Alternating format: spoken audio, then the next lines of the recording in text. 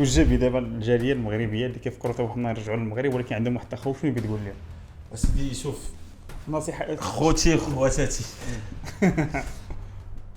علاش نبيعكم العجل؟ الله يحميك الوالدين. حنا كلنا تنبغيو بلادنا، تنتقدوا بلادنا على بزاف د الحوايج، ولكن راه تنبغيو، راه تتبقى بلادك. تيقول لك اللهم اقطرها بلادي ولا عسل بلادات الناس. بلادنا زوينه ياك، الحوايج اللي فيها خايبين راه حنا اللي خصنا نبداو نبدلوهم شويه بشويه. هذا هادشي اللي هضرنا عليه ديال الترابي، ديال لا جينيراسيون، هاد الفئه الشباب اللي باقي عندنا مساكن في عندهم الشوماج، وهذا هذوك هما تيخيبوا لنا تصوير هاد البلاد. كنخافوا من لو كريم، لو كريم اللي بارتو، لو كريم راه مونديال. تنخافوا من الريسك في البيزنس، كاين ريسك في البيزنس، ولكن ليكونومي راه اس ديفلوب.